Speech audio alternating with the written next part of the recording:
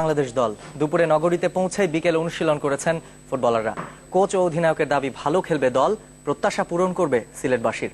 আর স্থানীয় আয়োজকদের প্রত্যাশা রাজনৈতিক অস্থিরতা বাধা হবে না টুর্নামেন্ট আয়োজনে। সিলেট থেকে গুলজার আহমেদের রিপোর্ট। আবারও সিলেটে পা রাখল বাংলাদেশ দল। আগস্টে নেপালের বিপক্ষে প্রীতি ম্যাচে যুবদল খেললেও এবার মূল দল। লক্ষ্য বঙ্গবন্ধু গোল্ড কাপ। অনেক স্বপ্নের এ টুর্নামেন্টে ভালো খেলার প্রত্যাশা ফুটবল প্রেমীদের। মূল টুর্নামেন্ট বৃহস্পতিবার থেকে। আগে ভাগেই সিলেট পৌঁছেছে এমএলএ মামুনুলরা।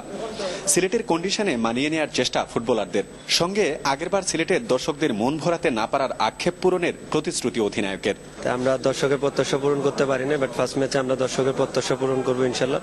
কারণ এটা আমাদের ইম্পর্টেন্ট ম্যাচ। ফার্স্ট ম্যাচটা যদি কোনো মতো ভালো রেজাল্ট করতে পারি, আমরা সেমিফাইনাল কোয়ালিফাই করার একটা বড় চান্স। সেবার নেপালের কাছে 0-1 গোলে হেরেছিল বাংলাদেশ। এবার ফুটবলারদের যেমন তেমনি কোচ লুডভিকেরও সিলেট জয়ের challenge. The fans, especially the fans in Sylhet, because we know something about them. They are coming with a lot of people. We want to perform. We want to give our best for the country, and hopefully we get the 3 points.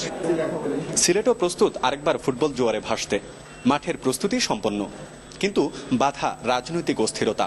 তাই Sylhet football অ্যাসোসিয়েশনের সভাপতির আহ্বান ফুটবলকে রাজনীতির ঊর্ধ্বে রাখার। এই যে হরতাল আর অবরোধে আমি একটু চিন্তিত আছি।